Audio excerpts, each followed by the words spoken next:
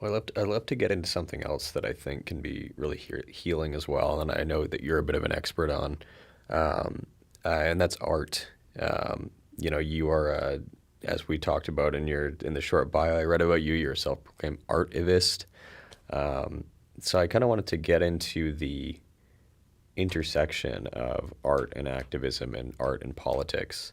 Um, and I specifically want to relate it to something that is a primary topic of this podcast, and that being cultural imperialism, right? Like the push from colonial governments to purely engage with our culture, but not our politics as a people, to dull our political consciousness and I don't know, just do art or something like that, right? So, as if art and politics could be truly separated.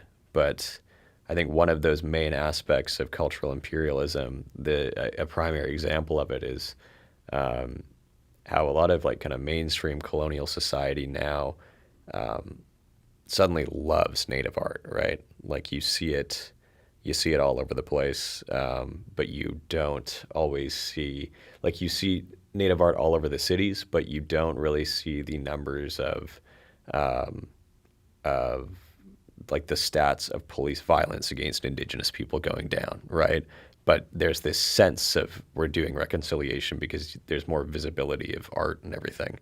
There's no real pursuit of socio-political change and support of indigenous rights and liberation. So I wanted to know, with you being a self-proclaimed artivist, um, how do you see art as a tool to kind of spur on this socio-political change? Like, how can we almost use that embracing of art in mainstream society as a means to kind of like slide in under the radar and make change happen? Well, for me, art has never been a commodity or an industry. It's always been about change and transformation. And our stories, that is our medicine. And how we tell our stories, whether it's art or music or sculpting or whatever,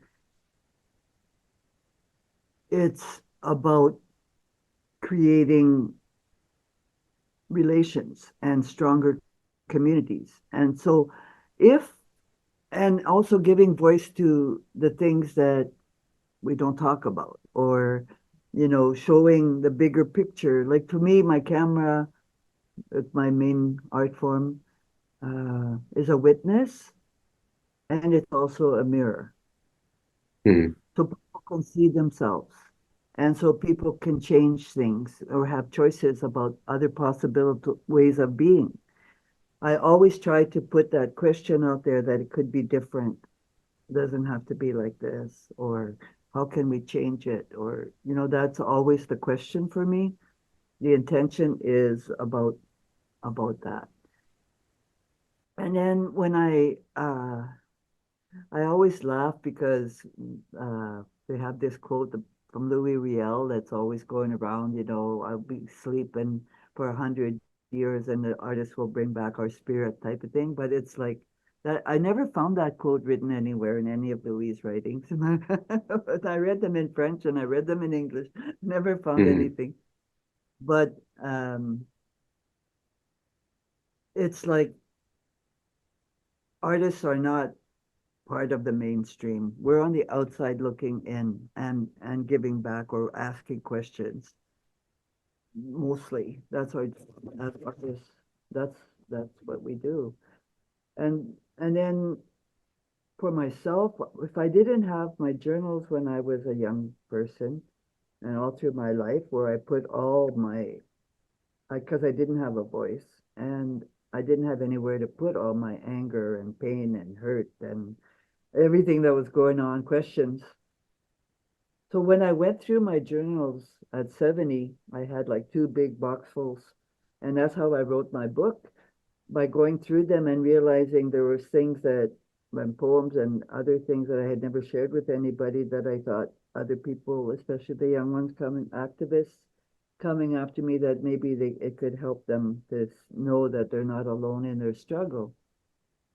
So that's why I wrote, it became a book. I had never intended to write a book, Hmm. but uh, that's how that one happened. But with the youth, I find like they're using spoken word and music and art. Like these kids live in the hood in Saskatoon, the Choke Cherry Studios, for example. They are day in and day out in poverty, harassed by police. There's gangs, there's all these things around, and that they're part, some of them are part of. They don't have a safe place. Their parents are out of it, drinking, using, whatever. These kids are like 12, 13, 14, 15. They have no place to go. So there's this little space in the hood that they can come and make art. And what happened as soon as that space started to open, whenever anything went on in the community, they would do art to respond for it and put it up, or go and stand on the boulevard and with their signs and stuff, like to change something if somebody got hurt or whatever. They do Mm. smudge walks every year. They have Cancel Canada Day that they organize every year in the park, and they do a vigil and all kinds of different. When the babies were found in BC, those 214 babies, the first ones that were found, they called me. We went down to the river, and they had 2 cans of orange paint, and we painted 214 stones as a memorial for those babies, like the very next day. Hmm. They are, so that they have some place to put their sorrow and their hopes and their dreams, like they create. And we have, but it's been 5 years now since we've had this space, but like it's project by project, no core funding, uh, very not enough stuff, um, and it's youth run and youth led, so they need to be trained and supported as well in terms of certain not burning out, and there's like no resources for them, no money to keep, like we have enough to keep the building open and hire 4 people, 5 people. Hmm. Well, it sounds like a fantastic initiative. Like it just sounds like it's just another like. Any money, like places like that. There's other core neighborhood youth, and there's like several little groups like in the city that are taking care of urban youth that are lost, and the art is them making their own medicine, and as they create, that's the most sacred thing a person can do. Create, whether it's a baby or a loaf of bread or a piece of art, it all comes from the same place, that sacred creation place. Hmm. When Hmm. they tap into that, then they can be more who they are, and they're finding out more who they are through their creation. And to me, that's power. That's powerful. And putting it out there, uh, challenging the status quo, asking the questions, doing those actions. That's what makes you an artist, is you use your art to change things for yourself Hmm. and for around you. Yeah, I've actually, I've been studying that sort of thing lately, and attempting it myself. They call it at the university. They call it autopedagogy. They call it the inherent autopedagogical nature of indigenous art creation. And I think when I first heard about that, I was actually in a course with a Métis professor, Dr. Shannon Letty, and I just thought, wow, what an incredible term, because that's I totally resonate with that, especially when we kind of tap into more like traditional art practices and things. Like there's something that kind of reveals who you are and where you come from in what you're doing. Um, it's almost like what you were talking about earlier, kind of like tapping into that spirit a little bit, you know. There's To your own home fire, to that old one that's sitting inside you, waiting for you there to help you connect and act and do and come home and recharge. Mm-hmm. But that creation is part of that recharging yourself. What do you create in life? If you don't do anything uh, for yourself or anybody, like make something or do something with your hands in a day, what have you done? you know? Mm-hmm. Mm-hmm. well, you talked a little bit about the book that you put out, and I would love to talk a bit more about that. So this is, your book, Leave Some for the Birds, Movements for Justice. Um, and if you don't mind, I'd love to read an excerpt from the prologue of it and ask you a couple questions about the themes you were exploring.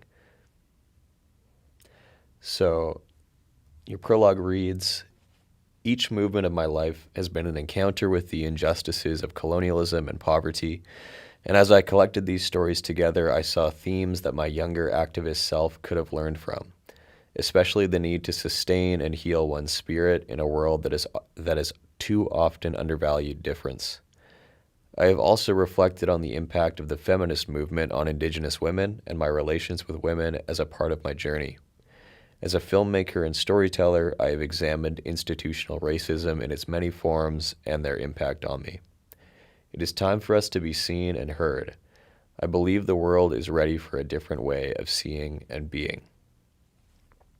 So, with what you're saying here, as someone with the experience with the intersections of colonialism, poverty, and the feminist movement, um, do you believe that there is a way forward in Canadian society as it is, or must we pursue a full dismantling of the colonial capitalist system? The way I'm kind of framing this question is through the work of Howard Adams, and I'll paraphrase from his book Prison of Grass, but he talks about that since first contact, that it's been the goal of the colonizer to implement a capitalist system that benefits the colonizer at the expense of those who are colonized, and that dispossessing Indigenous peoples of their land functioned as primitive accumulation, and building into the colonial Canadian capitalist system today that continues to oppress Indigenous people. So he essentially says, right, empowering Indigenous people is crucial to maintaining order in Canada's capitalist system, and that Canada therefore has to go to great lengths to keep Indigenous peoples in their place, to keep society functioning the way it will. So is there a response to fixing the issues with colonialism and poverty and the issues that the feminist movement tries to address without fundamentally changing the way Canada is now? Well, we're not going to change Canada and the story that they tell themselves about who they are. And I remember Audre Lorde saying, the master's tools cannot dismantle the master's house. Mm-hmm. So for me, we do not try, like I have spent half my life really railing against the system and trying to change it from inside, from outside, from all kinds of ways, and it's still the same. And it's not going to change itself. So why would I waste my energy banging my head against the system when it's only going to give me a headache?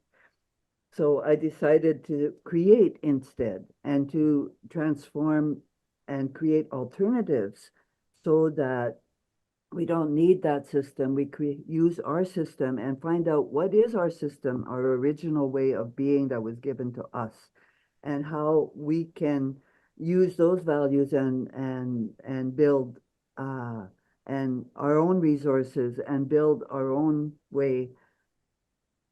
I don't mean going backwards. I mean today with the resource what we have, but we have one of the things that has to happen, because who used to do that in the past was the artists, the storytellers. they were the ones that were able to see that bigger picture, and they were the ones that brought it to the people, and they created the things they needed together. And that is, the artists are kind of the leaders in that way. That's what that quote by Louis Riel that was given. Well, it's it was signaling that way of imagining, like if we start thinking, what would our ancestors do, before colonial times? What would our ancestors do? What did they do? And it's still there in our blood memory. It's still there. The trails are still there in the we just have to uncover the colonial trash and find those things. The trees still hold that memory. The stones still hold that memory. That's why connecting to the land in that spirit way with our relatives, the trees and the stones and the things around us, because it helps us to remember who we are and how we're supposed to be. All we need to know is there. And it's like, that's our university. All our teachers are all around us, but we have forgotten how to learn from them. And that is what we have to remember together and piece it back. To me, that's decolonizing. And the other piece, when people talk about decolonizing universities and institutions and whatnot, well, I say, if you want to decolonize the university, the only way it would be not colonial is if the language of instruction was the language of the land you're on. Mm-hmm. Mm-hmm. Because it's all in that. And most of us don't know that. But that's where it is, in those vibrations, in that sound, in that relationship of the land and the language. That's a long way back, but that's what we have to do. And the government isn't interested in that and will never support that. And don't expect them to. But we can do it for ourselves. To me, that's as long as the government decides, we're never going to get there. I totally agree with you, and I think that we definitely need to look at that as both a cultural and a political issue for us, because it is, re-embracing our culture and moving forward with it. But I think we also need to call back to something that you were saying, like a strong sense of self-government and a rejection of the way that we are kind of controlled via funding right now. Because I think the more that we embrace alternative ways of being to the current kind of Canadian colonial capitalist system, the more of a threat we present to that system just by attempting to exist outside of it.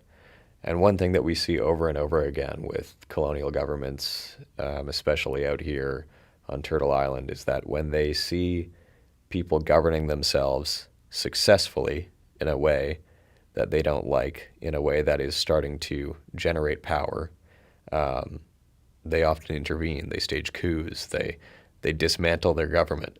And if we get to the point where we can actually pose a threat like that again, I think it's very important that we are politically aware and that we have the ability to self-govern and resist against that sort of thing, because they've done it before and they'll certainly try and do it again. Like defining the political governments of Métis nations all over across the country are so screwed up, and defining citizenship by so many different narrow rules, and only to get so much head count and to have so many dollars per head, and to control that population. But then there's all the other ones outside that haven't even been brought in. And a lot of Métis people are now getting their First Nations cards instead of Métis cards. They're applying for First Nations cards. Mm. I haven't heard about that. Yeah, now the Saskatchewan, like the Manitoba Federation, Métis Federation has like cut off from the national. The Saskatchewan's going to do the same. Like, and they're going to get smaller and smaller and fight over money and access to resources. for the smaller population that they've defined with their citizenship model. And it's just becoming smaller and smaller and smaller and fighting each other so the government doesn't have to worry about us having any power or change, right? Because Yeah. the colonizers in our heads. We don't. Hmm. That's what Augusto Boal in the Theater of the Oppressed and the theater and popular education, like Paulo Freire and all those people. I looked at that back in the 70s and 80s when I was organizing, and I incorporated indigenous lens to it and kind of made it my own in terms of how I work. But those principles are the same in terms of the cops in your head. You don't need a gun there anymore. You've internalized all of that so Hmm. much. Can't even tell the difference. And we see that all over the place, right? Like you see it both figuratively and literally with the way that we think, as well as like even movements to have like more indigenous cops or something like that, where they're like, oh, well, that'll fix the problem. It's like, no, then we just police ourselves and nobody else has to do it for us, right? Like it happens all over the place, and it's this way in which we can just enforce colonial power on ourselves without having to um, have our colonizers actually dedicate their time to actively doing that as much anymore, right? Look at the terrorism that's happening in our communities right now with gangs and drugs. That's one of the main problems in all of our communities that are being controlled by fear. And it's getting worse and worse and worse, not just in the cities, but in every community. And like, we all share that same problem. How come we're not getting together to solve it and talking about it and looking at it and critique and taking it apart and saying, well, what is it that our youth need, like to belong, to have work, to whatever, but talk, sit down, work it out. That's what we used to do, Le Parlement. We took our problems and we solved them together, not with the police, not by kicking them out or sending them to the city or, like abandoning them, basically. Hmm. That's not our way. Hmm. Go and look together and sort it out and make that um, work it out. Hmm. Not apply Hmm. for a grant or get more police or. It's about actually being involved in that community and being involved in the way that you basically produce and keep a community going, right? Like so many of us are detached from that now. So the people that could do that are the Two-Spirit that are not. Hmm. The people that could do that are the artists that are not there Hmm. because they're not recognized or valued or acknowledged with their gifts. But that's one of those roles that's lost, that needs to be brought back. But to make that parlement, it's not a politicians. It's not the politicians that are going to do it. It's not the warriors that are going to do it. Mm-hmm. Mm-hmm. Well, I'd like to touch on one last thing with you, and I think it's just some like great action that you're taking that I think is bringing about a sense of community, not just with um, other Métis people and other Indigenous people, but also with land and with respect to the land and waters. And that would be your water walk, which I believe you just finished. What, your third or fourth year of doing it? Well, it's my fourth year. I committed to walking for the Saskatchewan River without knowing how long it was. Oh my God. But the North Saskatchewan, and starts in the mountains just by BC, Alberta border in the Hmm. glacier, comes all the way to PA. And that's where the North Saskatchewan ends at the Forks in Prince Albert. And then the South Saskatchewan starts by Calgary in the Bow Valley, and it comes all the way to PA to the Forks. and the two rivers join together there, and the South Saskatchewan continues all the way north and all the way down to Grand Rapids, where to Lake Winnipeg. That's where it actually ends. And I wanted to finish it this year, but it didn't. We didn't have enough people, and because it's more isolated and further away from, and people aren't used to water walks out here. There've been more of them down east. The grandmother Josephine Mandaman, she walked for 17 years. She walked all the Great Lakes twice, one body of water every year. She walked for 17 years and she passed on. And now there's other people in the Midewin Society down east that have been continuing that tradition and are still walking for those bodies of water around where they live. And I had always wanted to walk with her, and I never did. And when I'm teaching the medicine wheel for the Indian Act that I created and doing different workshops with people, I talk about the water, and when we do the water, and I talk about grandmother and how it's women's responsibility to take care of the waters of life. That is our power. Anyway, so I did a workshop. I was doing a series of things like that, and the Unitarian Church in Saskatoon came to my house one day, showed up with a tobacco outbreak, and asked me to do a water walk. And I thought, oh, Marjorie, you got to walk it like you talk it. But I said, you have no idea what you're asking me. I have no idea what you're asking me. Mhm. In terms of actual for this river, right? Where the Saskatchewan River was that? I said, I can't take your tobacco right now. I got to find out. So I called my friends in the Midday that I know down east, and I asked them, and they offered to help me uh, do it. So they came the first year. So then I accepted, and they came to teach me and pass on the bundle, the water walk bundle, and. Uh, So the first year they walked with me. The second year, one of them came back and walked with me because each year is so different, and also the different challenges all the time, and you never know what it's going to be.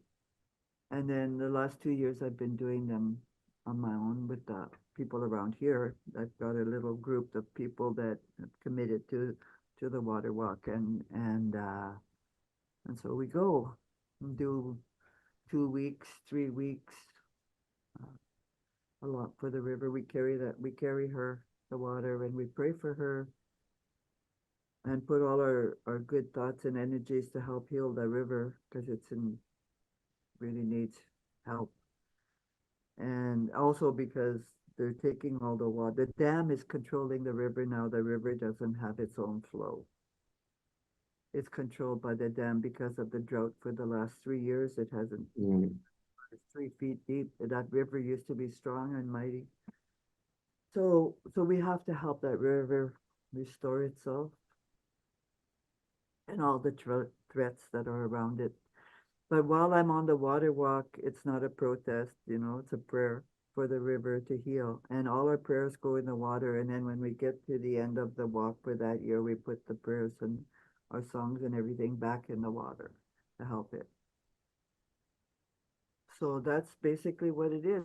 It's a ceremony. Each step is a prayer for the water and everything around. Like when you're carrying her, you pick up that pail and you start walking, there's nothing else except your connection to that water, to the land, to the animals, to the roadkill, to the trees, to the butterflies, to the birds that are singing and cheering us on, to the cows and the pasture and the horses and that stop and salute us as we go by. It's just like the whole thing is ceremony, and when you're walking through, like everything that's around you is part of that ceremony. Hmm. And you're walking the entire length of the river, is that right? Wow, that's incredible. About 300 Ks left for next summer, which we'll do next year. Mhm. And then I want to do the Cumberland House Delta because I couldn't do that part this year because the Mhm. road washed out. Mhm. government didn't. That's the only road into the community, and it took the government 3 months before they did anything about it. Mm-hmm. Oh, Well, I bet if the Pope was visiting, they'd have it done in a couple days. yeah. I I wanted to know like what calls you back to do this every year because it sounds like it's quite the undertaking. I think it's an addiction now. No, it is an undertaking, but like as an older person, like what else can I do? I can walk, I can still walk, and I can still pray. And the water needs us, and it's my responsibility as a woman to take care of the waters of life. And this river really, really needs our help, and this is one way I can help. That's great. Do you see this as an act of water defense? Protection. Yeah. Yeah. It's helping that river heal because otherwise we're all going to be dead. It's like we all drink from the same river. I made this t-shirt. I was actually going to wear it today, but I we all drink from the same river. Mm-hmm. And people don't realize this river goes across 3 provinces, and all the tributaries and little rivers come from this river, from the mountains. And now there's no more snow in the mountains.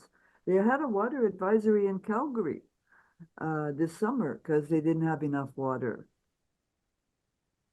It's going to happen.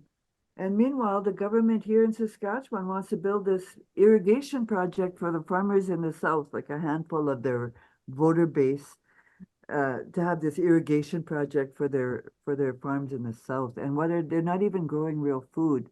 They're growing cattle feed and they're growing golf course turf. And Mm-hmm. take the river, drain the river for that. We all drink from the same river that goes across the whole prairies. They're all connected and they're all related, those rivers, and they're all suffering, but this is the mother river. So that's why I have to finish this river at least once and uh, help it. And so while I'm in on the water walk, I'm putting that kind of that energy there. But like there's an election coming up in October, and I'm going to put energy there to not have that same government that's going to drain that river where Mm-hmm. they're. So would you say this is not purely an issue of an environmental issue?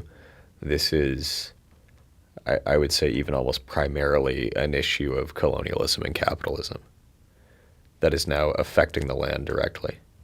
Water is life. We know that. What does that really mean? And we can't drink from that river right now. Well, most of the waters on this earth we can't drink from. So yeah, what is that? How come? That's colonial capital abuse that has occurred to the water, the feminine principle of this land. Mm-hmm. It's like what they do to the earth and they do to the women and they do to us. It's all the same thing. It's Mm-hmm. all power abuse. It's abuse of power and exploitation for money. That's right. And there's such an underappreciation for the land and the water, I think. Like, you can abuse the land and the water, and I'm sure you can make some of the best golf courses in the world, but that doesn't really make a difference when you're out of land and water at the end of the day. So it's why it always frustrates me when we're like our communities are kind of looked down on as pre-colonially being less advanced, and it's like sure, like we may have not we may have not had the most advanced ways to produce things like the assembly line or anything like that. But I think that had we gone on the way we were, it's not that we would be less advanced, but we would be living in a much more sustainable way. That might not allow some of the same comforts that modern day capitalism allows for, but would certainly have us in a better way with the planet. Well, it's not about comforts. We've always evolved in a adapted and developed tools as we needed them. But water is not a resource. It's not a commodity. Mm. You know, it's our mother. It's our life. So how do we take care of it? That's you know, it's that worldview. It's like switching your mind around to look at it differently. And when you see it as a resource, you can exploit it and sell it and do all of that because it's not life, Mm-hmm. not your mother. How do you Mm-hmm. treat?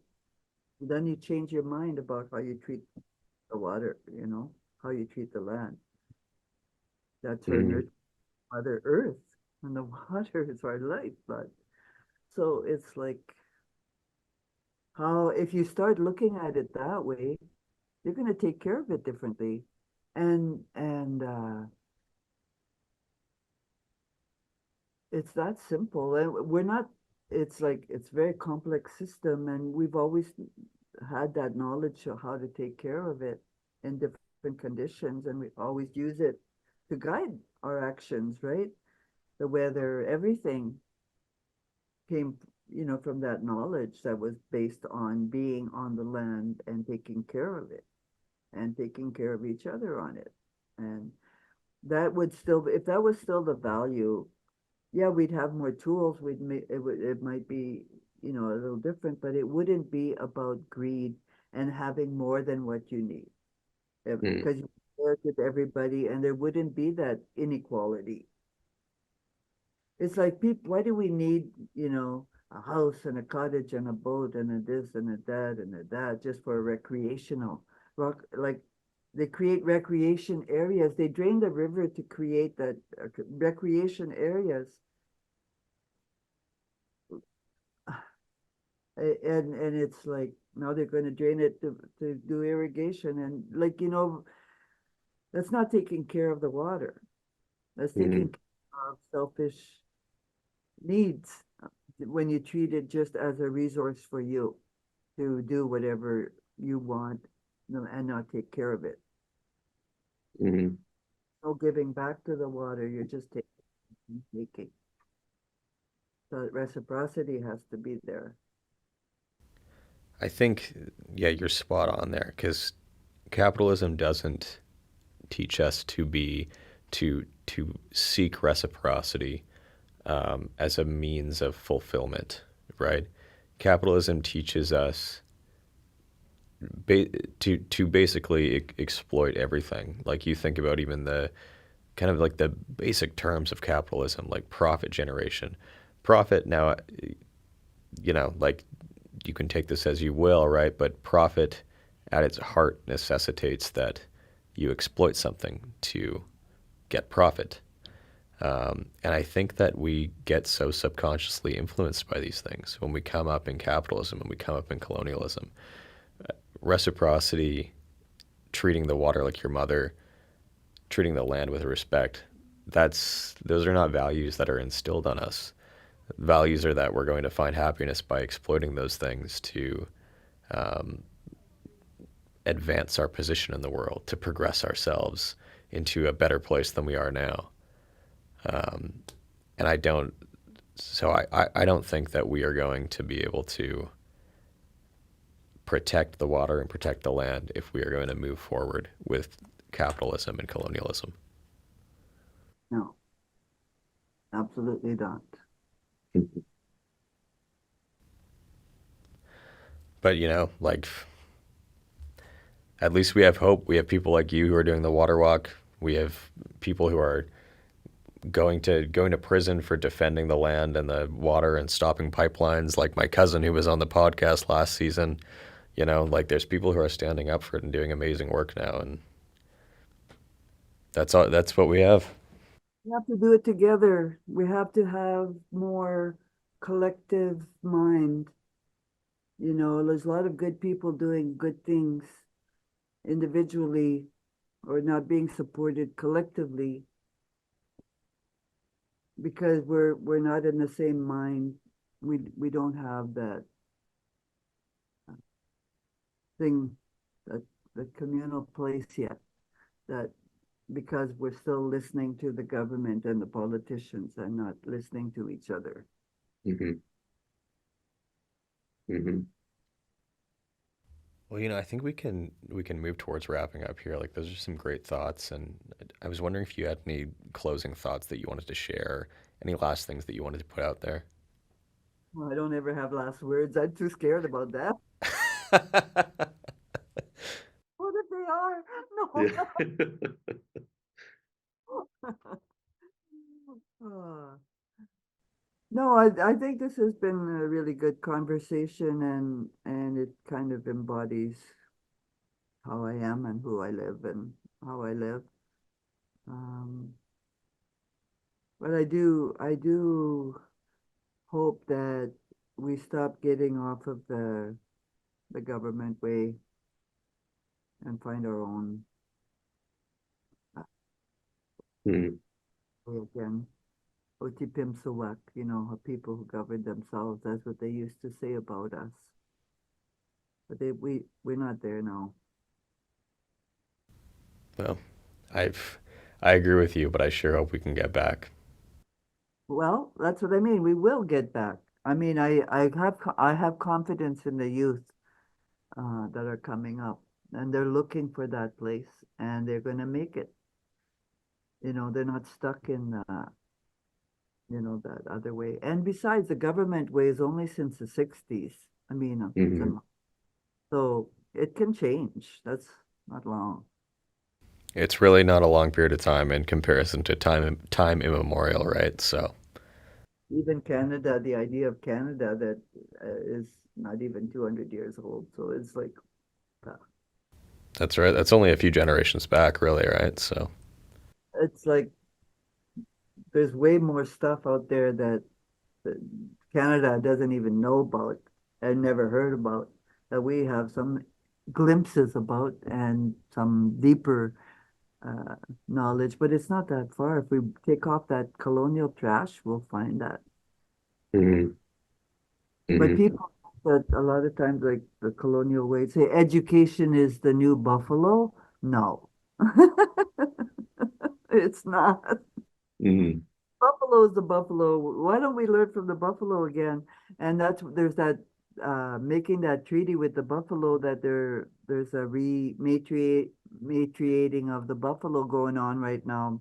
And Tasha Hubbard just made that film about singing home the buffalo. Mm-hmm. Ivor Little Bear has been part of leading that resurgence of making treaty with farmers and parks and national parks and different places to allow the buffalo to roam like they used to, Mm-hmm. not put in pens and cages and just be seen as steaks. Because everything the buffalo did kept the land alive for us, even even where they pooped and where they went and the way they carried seeds and the way I mean, everything that they did. So, education is not the new buffalo. The buffalo has still got what we need. That is Mm-hmm. our teacher.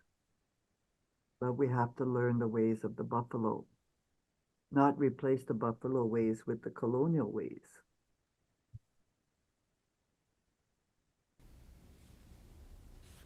that's right. I mean, yeah, I think there was just a book put out about that too by Chelsea Vowell that was saying the exact same thing. It was even called Buffalo is the new Buffalo. So yeah, It's like let's get it right.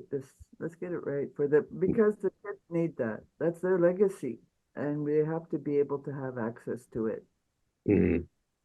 So Mm-hmm. we're a buffalo for a while. Find out who we are, buffalo people. Absolutely. well, thank you so much for coming on today. Before I give you like an outro here, I'm thinking back. I'm pretty sure I butchered your last name when I opened this episode. I at least did not give it the proper francophone flair. Would you correct me before I I close off the episode? I feel like such a professional right now. There we go. Well, everyone, Elder Marjorie Beaucage here with us today. That was better, right? We're getting there. Well, thank you so much for coming on the show today. It was wonderful to talk with you.